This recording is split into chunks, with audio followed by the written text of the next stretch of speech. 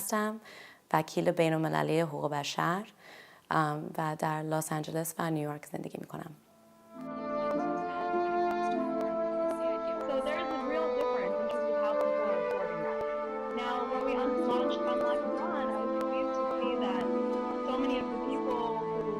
For the past few years when I was running this NGO, I had to travel a lot for work because we had to do. این چند سال اخیر که من یه NGO رو مدیریت می‌کردم، مجبور بودم زیاد مسافرت کنم. ما باید تو ژنو برای سازمان ملل وکالت می‌کردیم. توی نیویورک جلسه داشتیم و بعد در لندن هم کار می‌کردم. خلاصه خیلی سفر می‌کردم و طبیعتاً باید تو هتل می‌موندم. یه چیزی که توجهم رو جلب کرد این بود که مثلا یه جایی برای تیغ بود ولی جایی که آرایش کنی نبود. یا اغلب لوازم واکس زدن توی گنجه ها بود ولی مثلا استون نبود. و من حس کردم که بیشتر چیزا برای مردایی که مسافرت میکنن فراهم شده. و البته در یه مقطع زمانی هم منطقی بوده چون قدیما مردای بیشتری سفر میکردن. ولی الان دیگه اینطور نیست. زنها هم برای کار سفر میکنن ولی لوازم رفاه اونها فراهم نیست. Women amenities were not available. I was born in the US after the revolution, after the Iranian revolution. من بعد از انقلاب ایران تو آمریکا به دنیا آمدم و خانواده من می‌خواستن برگردن ایران. ما تو آمریکا بودیم چون پدرم قبل از انقلاب برای تحصیل اومده بود اینجا و با مادرم آشنا شد که او هم ایرانی بود. ما می‌خواستیم برگردیم ولی جنگ شد و ما فکر کردیم که اینجا برای موندن امن‌تره. و من یادم میاد که بخشی از دوران کودکی من با آرزوی بودن در ایران گذشت. Spending so much of my childhood wishing that we had been in Iran. چون چیزایی که پدر و مادر من از دادگاهشون میگفتن شرح یک جای زیبا و جادویی بود پر از شعر و هنر و عشق و خانواده که البته خوشبختانه ما بعدها خیلی اونجا رفتیم. My father's a scientist. پدر من یه دانشمنده که رشته‌اش ریاضیه و مادرم هم نقاشه که کاملا با هم در تضادن. و من به نظرم از هر دوی اونها ارث بردم و یه جایی بین اون دوتا. So I'm somewhere in between the two of them. I grew up in a family with a lot of art, a lot of من توی خانواده مشهور با ادبیات و هنر بزرگ شدم. مادر بزرگ پدریم فوق لیسانسش رو از ایران گرفته بود و از نسلی بود که این خیلی عادی نبود و به همین دلیل نگاهش به آموزش طوری بود که فکر نمی‌کنم بین من و برادرم فرقی می‌گذاشت. من 2 برادر دارم و اصلا فکر نمی کنم که چیزی بوده که به عنوان یه دختر از من انتظار انجامش رو داشتن. با هممون مثل هم برخورد می کردن. We were all treated the same, really. I studied political science at UCLA as an undergrad.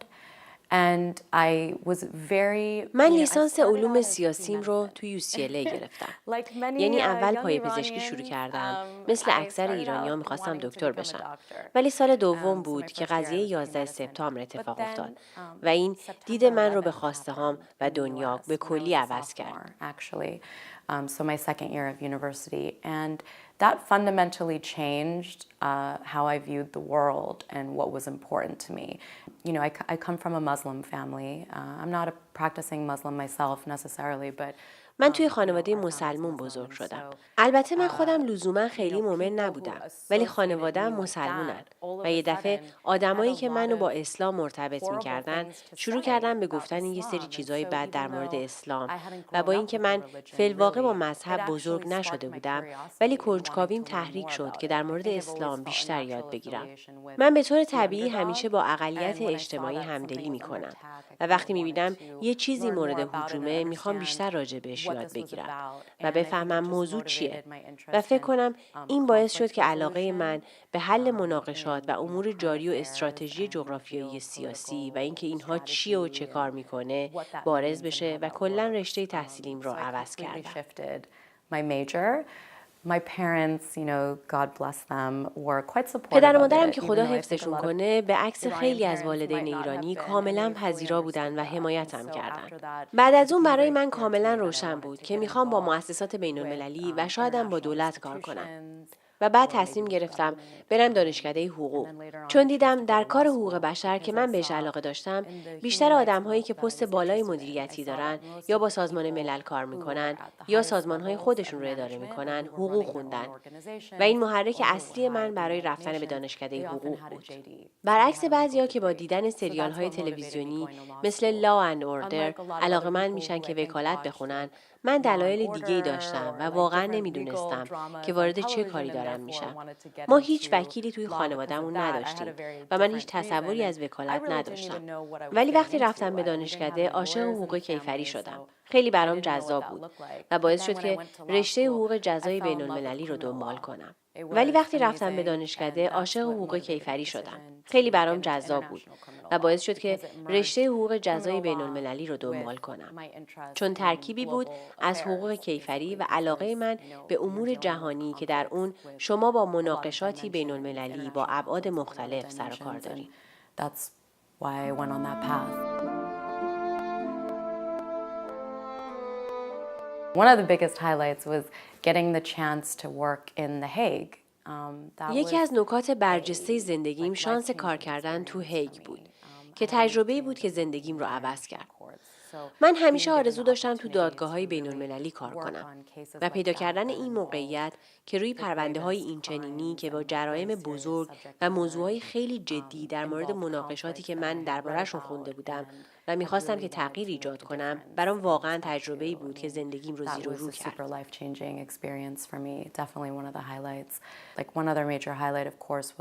پیگیری اختلافات در انتخابات ریاست جمهوری ایران خرداد 88 نقطه عطف دیگه‌ای تو زندگی من بود که انگیزه‌ای بود برای اینکه به طور تمام وقت روی حقوق بشر در ایران کار کنم. افتخار ملاقات و کار کردن با فعالان شجاع و مردمی که زندگی خودشون رو روی این کار گذاشتن قطعاً یکی از نقاط عطف زندگی من بوده. I think that the experience of a person who's a first generation anything, you know, as Iranians living in the diaspora, you always به نظر من تجربه نسل اول بودن، حالا هر چی میخواد باشه، مثلا ایرانیایی که تو جاهای مختلف پراکنده هستن، همیشه اینطوریه که پدر و مادرای ما خیلی به سرزمین مادریشون افتخار میکنن. حالا تو آمریکا باشن، تو فرانسه باشن، هر جا. و شنیدن داستانهای اونا که کجا و چجوری بزرگ شدن، این حس رو به آدم میده که چرا ما اونجوری بزرگ نمیشیم. You know, why are we not living in Iran? It was a confusing experience for me. I mean, in the end, I'm very grateful that I got the opportunity to live in many different countries and این برای من تجربه گیج کننده ایه. و البته من خوشحالم که این موقعیت رو داشتم که تو کشورهای مختلف بزرگ بشم و یه تجربه جهانی داشته باشم. ولی یه احساس با ارزش و صمیمیتی هست که آدم با وطن خانواده‌اش داره و به خاطر همینه که دوست داشتم اونجا زندگی کنم. remember, you know, on visits, it was so wonderful, like meeting people who were my age and getting to learn about how they lived their life. و یادم میاد توی سفرامون که چه هیجانی داشتم که بچه‌های همسن خودم رو می‌دیدم و تجربیات زندگیشون رو میشنیدم و جواب خیلی از سوال‌هایی که در ذهنم بود رو که از کجا اومدیم و چرا یه کارایی رو یه جورایی دیگه انجام دادیم گرفتم. و حالا خوشحالم که یه فرهنگ چندگانه دارم و فکر میکنم که این احساس همه مهاجرهاست که وطن یعنی چی و برای تو چه مفهومی داره و بین شرق و غرب بزرگ شدن یعنی چی. You know, what it is to kind of grow up between East and West, really. در هیگ بود که کارم رو روی جنایات جنگی در دادگاه جنایات جنگی علیه بشریت شروع کردم و چندین سال اونجا کار کردم.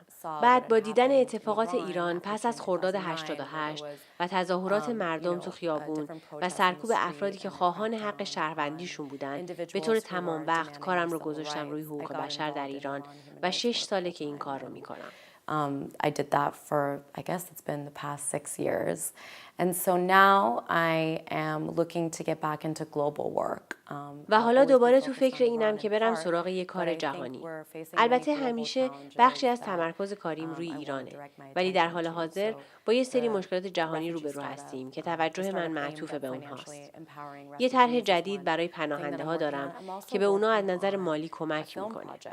و در ضمن دارم روی یه پروژه مستند کار میکنم که برای من جدیده و به عنوان تهیه کننده دارم کار میکنم. این پروژه قراره یه سری مستند کوتاه باشه که ما احتمالاً به صورت دیجیتال پخشش می‌کنیم و در سرتاسر دنیا هم اکران می‌کنیم و هدفش نگاهی به شرایط زندانیان عقیدتی در سرتاسر جهانه. اولین بخش این سری قراره در مورد ایران باشه که من وقت زیادی روش گذاشتم و گروه تولید ایرانی نیستن. And the production team is actually not Iranian. My main project at the moment, which I'm really passionate about and probably, I'm hoping to build a lot of community support around, is actually a startup. پروژه اصلی که الان دارم کار میکنم و خیلی هم علاقه دارم یه استارتاپه که با پناهنده ها سر کار داره. من سالهاست که با پناهنده های ایرانی کار میکنم. همونطور که گفتم من یه انجیو رو اداره می‌کردم که رو حقوق بشر در ایران کار می‌کرد و من سفرهای متعددی به ترکیه، مالزی و عراق داشتم و با پناهنده‌هایی که ایران رو ترک کرده بودن در مورد تجربه هاشون از حقوق بشر در ایران مصاحبه می‌کردم و چون تو این مدت تو زندگیاشون وارد می‌شدم متوجه شرایط فعلی زندگیشون شدم. You would spend time with these people, you would get to learn about their lives.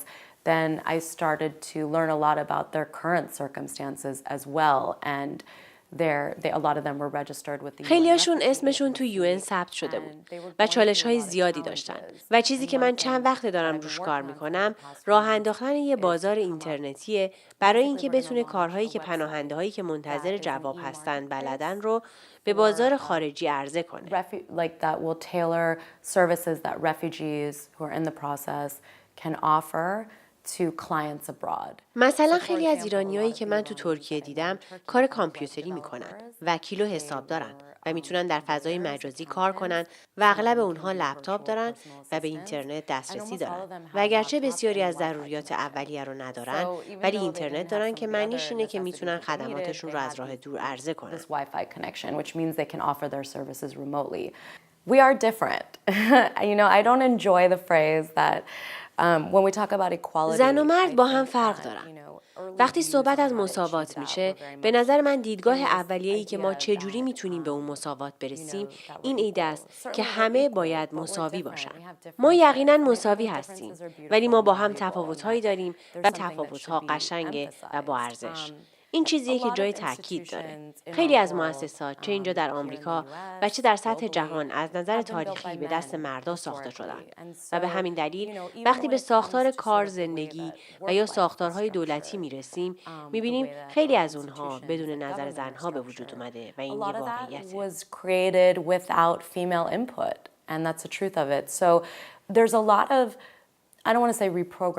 و خیلی نمیخوام بگم برنامه‌ریزی مجدد، ولی خیلی بررسی لازم داره. ما باید کالبد شکافی کنیم و ببینیم که مثلا کجا بیشتر باید روی انرژی زنانه تمرکز کرد و یا توانهای زنانه به طور سنتی چی هستن و ما چی میتونیم عرضه کنیم و چطور این ارزش‌ها رو بالا ببریم و در ساختار اجتماع اونها رو به کار بگیریم، چون خیلی وقتا اصلا به اینها توجه نشده.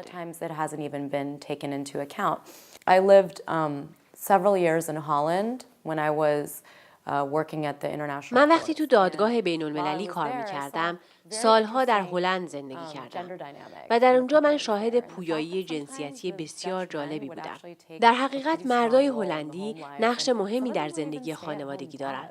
بعضیاشون حتی خانه دارن و این چیزی که من تو تربیت خودم و یا دوستا و فامیلم هرگز شاهدش نبودم. این خیلی تجربه خوبی بود و نشون میده که تساوی جنسیتی دور از دسترس نیست. در مورد تساوی و تلاش زنها برای رسیدن به اون، همونطور که گفتم این یه تلاش گروهیه و فقط به زنها بستگی نداره. مردها هم در اون دخیلن. چون وجود ما به هماهنگی وابسته است، ما باید همدیگر رو حمایت کنیم. هر وقتی که من فکر میکنم یه تلاش عمده‌ای برای تساوی زن و مرد شده، یه مثال ساده‌ای به ذهنم میاد که ما هنوز تو آمریکا رئیس جمهور زن نداشتیم. من تو آلمان آنجلا مرکل رو میبینم و تو برزیل یه رئیس جمهور زن دارن و فکر میکنم که ما در این زمینه عقبیم و ما به زنهای بیشتری با نقش رهبری احتیاج داریم. اگه به جامعه تکنولوژی در سیلیکون ولی نگاه کنیم، میبینیم بسیاری از کسانی که در پست‌های بالای این کمپانی‌ها هستن زن نیستن و ما به حضور زن‌های بیشتری در این بخش نیاز داریم. چون تکنولوژی مهمترین صنعت در حال پیشرفت عصر حاضره و بر تمام وجوه زندگی ما تأثیر می‌گذاره. و ما باید همینطور که پیش میریم به این امر آگاهی داشته باشیم و نگذاریم اشتباهات گذشته ما که زنها در این مؤسسات به کار گرفته نشدند در صنایعی که دارن پیشرفت میکنن و در آینده ایجاد میشن تکرار بشه. وقتی مردی در زندگیتون دارین که از شما حمایت میکنه و نقش شما در زندگی مشترک همونقدر مهمه که نقش اون هست، این خیلی زندگی رو متفاوت میکنه و نتیجهش ازدواج بهتر و بچه‌های خوشحال‌تر میشه. پس مردها نقش بزرگی رو ایفا میکنن. وقتی به دنیا نگاه میکنیم، هر جایی که نهضت‌ها و حرکت‌های زنان به نتیجه رسیده و پیشرفت کرده، میبینیم زنانی که در بخش رهبری بودن این درایت رو داشتن که مردها رو وارد جریان کنن و از شوهراشون، پدراشون، برادراشون و پسراشون خواستن که به اونها بپیوندن و باور کنن که اونها هم در این کار ذی‌نفعن و فقط با کمک همدیگه است که میتونن این کار رو انجام بدن.